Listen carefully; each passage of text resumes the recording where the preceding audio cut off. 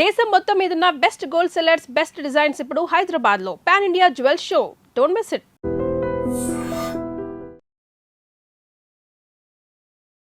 Welcome to I dream. నేను ఉదయశ్రీ. ఇవాళ మనతో పాటు స్టూడియోలో ఆక్యుపంచర్ హీలర్ జనార్దన్ ఆచార్య గారు ఉన్నారు. చాలా మంది యూరినరీ ప్రాబ్లమ్స్తో సఫర్ అవుతూ ఉంటారు. ఫ్రీక్వెంట్గా యూరిన్కి వెళ్తూ ఉంటారు, లేకపోతే దగ్గొచ్చిన తుమ్మొచ్చిన వాళ్ళకి యూరిన్ పడిపోవడం అంటూ జరుగుతుంది. ఇలా యూరిన్కి సంబంధించి రకరకాల ప్రాబ్లమ్స్తో బాధపడే వాళ్ళకి కొన్ని ఆక్యుప్రెషర్ పాయింట్స్ చూపించబోతున్నారు జనార్దన్ ఆచార్య గారు. తెలుసుకుందాం ఆ ఆక్యుప్రెషర్ పాయింట్స్ ఏంటో. అలాగే మీరు కూడా ఈ వీడియో చూసి మీరు ఇంట్లో ఇవి ఫాలో అవ్వండి. నమస్తే సార్. నమస్తే అమ్మా. సో చాలా మందికి యూరినరీ ప్రాబ్లమ్స్ ఉంటాయి కదా. అసలు first of all urinary problems ఎందుకు ఉంటాయి, ఎవరిలో ఉంటాయండి? ఇప్పుడు యూరినేషన్ లేదా ఈ యూరినరీ ఇన్కాంటినెన్స్ అంటాము, యూరినరీ అర్జెన్సీ అంటాము, ఫ్రీక్వెంట్ యూరినేషన్ అంటాము. చాలామందికి కనపడుతున్నాయి ఈ మధ్య.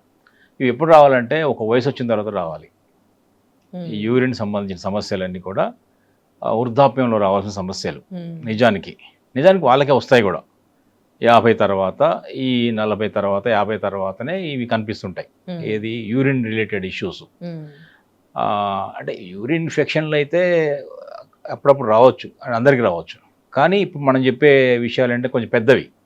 ఏది ఫ్రీక్వెంట్గా యూరిన్ రావడం, వృద్ధాప్య సమస్యలు ఒక విధంగా, ఇవన్నీ ఒక రకంగా వృద్ధాప్యంలో వచ్చేవి ఇప్పుడే వస్తున్నాయి. కరెక్ట్, ఇది కామన్ అయిపోయింది.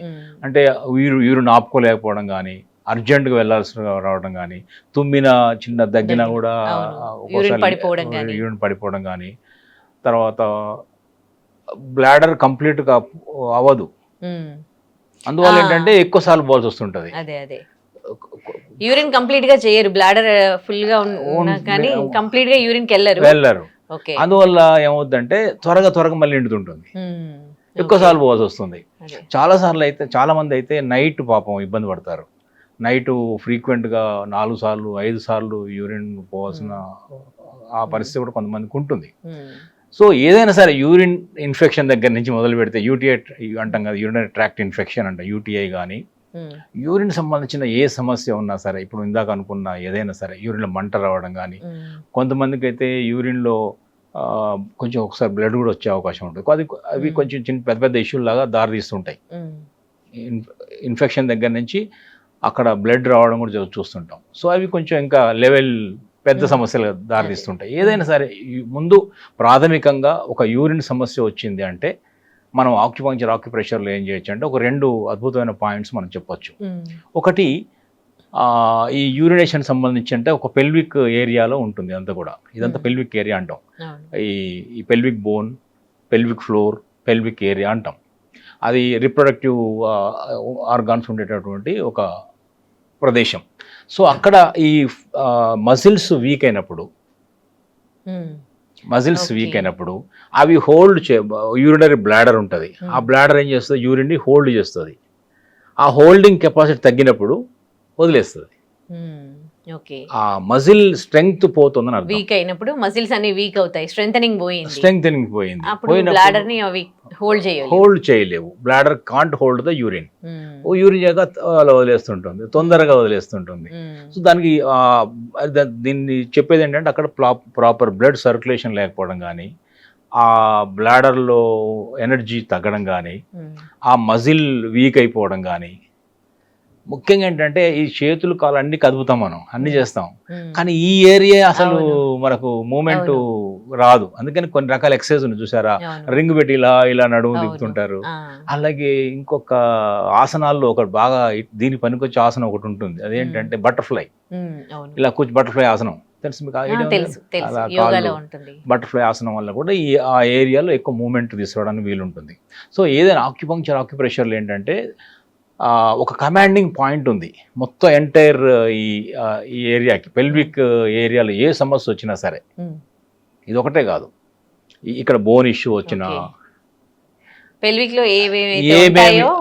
ఎక్కడ ఏ ప్రాబ్లం ఉన్నా కూడా ఒక పాయింట్ ఉంది, కమాండింగ్ పాయింట్ అంటాం.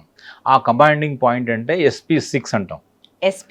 స్ప్లీన్ మెరిడియన్లో 0.6.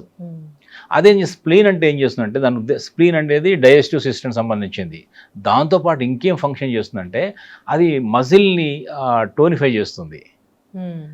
మజిల్ స్ట్రెంగ్త్ కూడా స్ప్లీన్ హెల్ప్ చేస్తుంది. ఓకే దాని తర్వాత బ్లడ్ సర్క్యులేషన్ కూడా అక్కడికి బాగా ఓకే పంప్ అయ్యేలా ట్రై చేస్తుంది అది. అందువల్ల SP6 అనేది చాలా ప్రూవెన్ పాయింట్. అది ఎక్కడ ఉంటుందో ఓకే. సో మీరు ఆ బోర్డు పైన గీసింది SP6 పాయింట్ అయినా? SP6 అనే పాయింట్ ఒకటి ఉంటుంది. ఓకే. అయితే ఆ పాయింట్ ఏంటంటే ఈ కమాండింగ్ పాయింట్ లాగా పనిచేస్తుంది. ఈ యూరినరీ ఇష్యూస్ కి అద్భుతంగా పనిచేస్తుంది. కానీ ఒక చిన్న ఏంటంటే అది ప్రెగ్నెంట్ విమెన్, గర్భవతులు, గర్భిణీ స్త్రీలు మాత్రం ఈ పాయింట్ యూజ్ చేయకూడదు. ఓకే. గర్భిణీలు తప్ప ఎవరైనా యూజ్ చేసుకోవచ్చు. గర్భిణీలు ఎందుకు చేయొద్దు అంటున్నారు? ఎందుకు చేయొద్దంటే ఒక్కొక్కసారి ఆ పాయింట్ చేయడం ద్వారా వాటర్ మెటబాలిజంలో మార్పులు వచ్చేసి శిశువుకి ఇబ్బంది కలిగే అవకాశం ఉంటుంది. గర్భస్థ శిశువుకి ఇబ్బంది కలిగే అవకాశం ఉంటుంది. అంటే అమ్నియో ఫ్లూయిడ్సే కదా అంతా కూడా, వాటర్ మెటబాలిజం కదా. అందువల్ల ఈ పాయింట్ ఆక్యుప్రెషర్లో ఏం చెప్తామంటే ఈ SP6 అనే పాయింట్ ప్రెగ్నెంట్ విమెన్ కి మనం చేయొద్దని చెప్తాం. Safe point. అది మనం చేద్దామంటే మిగతా వాళ్ళ కోసం, అందరి కోసం పనికొచ్చే ఇది ఎవరైనా చేయొచ్చు, ప్రెగ్నెంట్ విమెన్ తప్ప. ఇక మిగతా ఇంకొక పాయింట్ ఉంది, ప్రెగ్నెంట్ విమెన్ కూడా చేయొచ్చు. అది ఇంకొక పాయింట్ కూడా చెప్తాం. అదేంటంటే UB65 యూరినరీ బ్లాడర్ లో 65 అనే పాయింట్ ఒకటి ఉంది. అది ఎవరైనా నార్మల్గా చేసుకోవచ్చు. అది ఎప్పుడు చేసినా కూడా ఆ ప్రెషర్ పాయింట్ని ఒక పెన్తో మామూలుగా ఆ పాయింట్ మీద 1 నిమిషం పాటు నొక్కి వదలడమే. 1 మినిట్ ప్రెషర్ చేయాలి. లేదా మన ఈ ఇండెక్స్ ఫింగర్, మన తొంబుతో కూడా మెల్లగా ఆ పాయింట్ని SP6 కానీ UB65 కానీ ఈ 2 పాయింట్లు ఈ యూరినరీ ఇష్యూస్ కి చాలా చాలా అద్భుతంగా పనిచేస్తాయి. ఇవి కాళ్ళల్లో ఉంటాయా? ప్రెషర్ పాయింట్స్ 2 కాళ్ళలోనే ఉన్నాయి. 2 కాళ్ళని, ఒకటి కాలు లోపల వైపు ఉంది, యాంకిల్ ఏరియాలో ఉంది, ఇంకొకటి ఏమో ఫింగర్స్ లో ఉంటుంది. మనకి నెట్ లో వెతికినా దొరుకుతాయి, కానీ మీరు కొంచెం బోర్డ్ పైన ఎక్స్ప్లెయిన్ చేస్తారా ఈ ప్రెషర్ పాయింట్స్ ఎక్కడ ఉంటాయో కాళ్ళల్లో? తప్పకుండా. యూరినరీ ఇష్యూస్ దానికి సంబంధించి మనం ఈ వీడియోలో 2 ప్రెషర్ పాయింట్స్ డిస్కస్ చేసాం. ఒకటి ఏంటంటే SP6 అన్నాము. SP6 అది ఎక్కడుందంటే, అది ఎక్కడుందో అంటే కాళ్ళల్లో ఉంది. కాలు యొక్క లోపల భాగంలో ఉంది, యాంకిల్ ఏరియాలో ఉంది. లోపల యాంకిల్కి బయట వైపు లోపల వైపు ఉంటుంది కదా. లోపల బొటన వేలు ఉందంటే, బొటన వేలు, 2వ వేలు, ఇట్లా వేలు, ఈ బొటన వేలు వైపు అంటే లోపల లెగ్ ఇది ఇన్సైడ్. ఇక్కడ ఒక యాంకిల్ బోన్ ఉంది. యాంకిల్ బోన్ నుంచి కరెక్ట్గా 4 ఫింగర్స్ విడ్త్ లోపల ఉంది. ఇక్కడ SP6 అనే పాయింట్. SP6 అనే పాయింట్ ఇది. ఈ SP6 అనేది యాంకిల్ బోన్, కరెక్ట్గా యాంకిల్ బోన్ మీద అలా 4 ఫింగర్స్ పెట్టి ఆ పైకి వెళ్ళినప్పుడు ఇక్కడ వస్తుంది. ఇది బొటన వేలు, యాంకిల్ బోన్లో నుంచి 4 ఫింగర్స్. ఎవరైతే ఈ పాయింట్ యాక్టివేట్ చేయాలనుకుంటారో వాళ్ళ ఫింగర్సే పెట్టాలి. పిల్లలకు మీ ఫింగర్స్ పెట్టకూడదు, లేదా మీకు వేరే వాళ్ళ ఫింగర్ పెట్టకూడదు. ఎవరికి వాళ్ళే వాళ్ళ 4 ఫింగర్స్ విడ్త్ లోపల ఇది వస్తుంది. ఇది SP6 అనే point.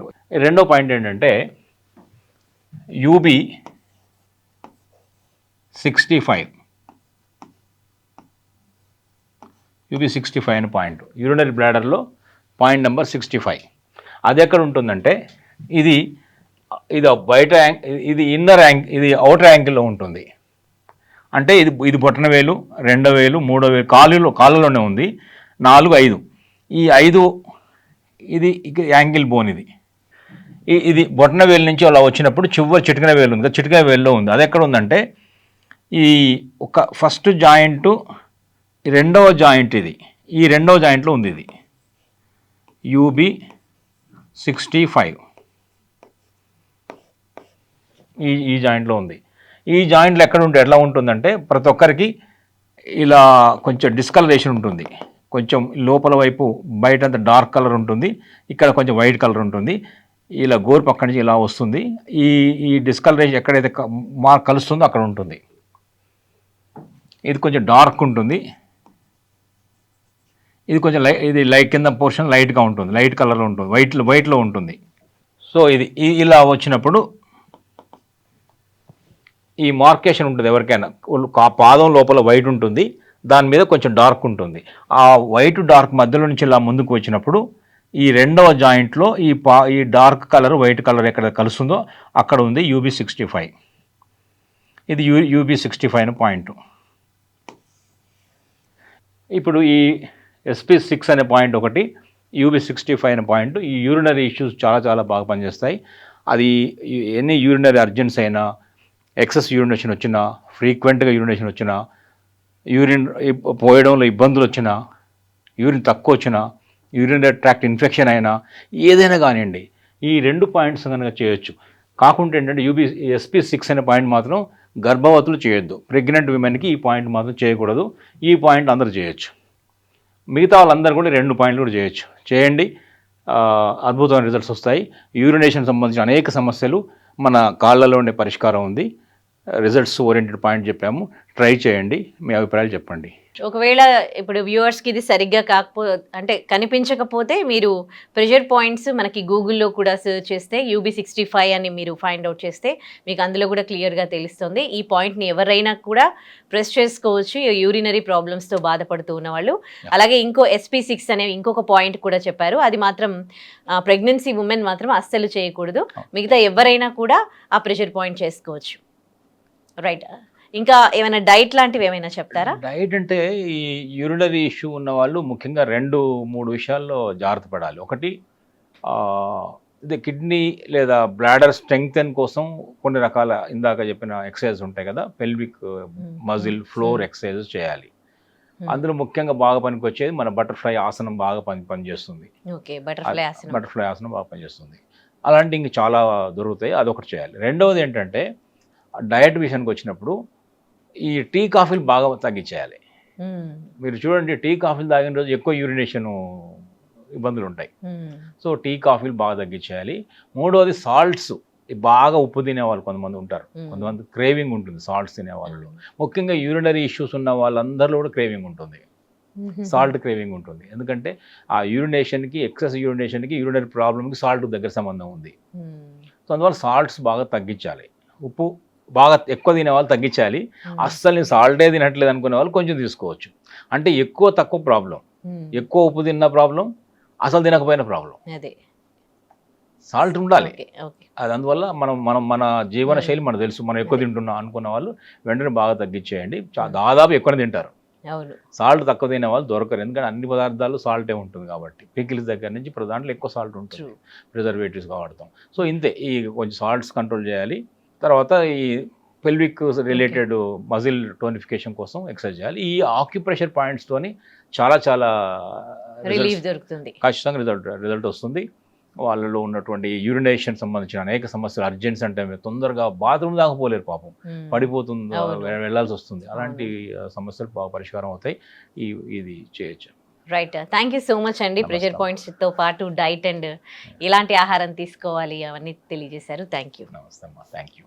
And for more videos, please subscribe to iDream channel. Subscribe to iDream Media. Please subscribe to iDream. Please subscribe to iDream. Please subscribe iDream. And please subscribe to iDream.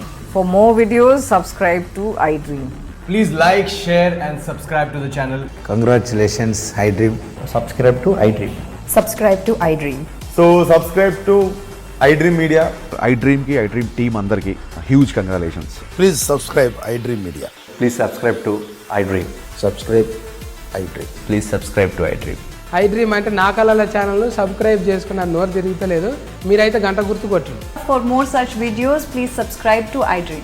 Subscribe to iDream. Please subscribe to iDream. Please subscribe iDream Media. Please do subscribe to iDream. Please subscribe to iDream Media. For best entertainment and information, please subscribe iDream. And don't forget to subscribe to iDream.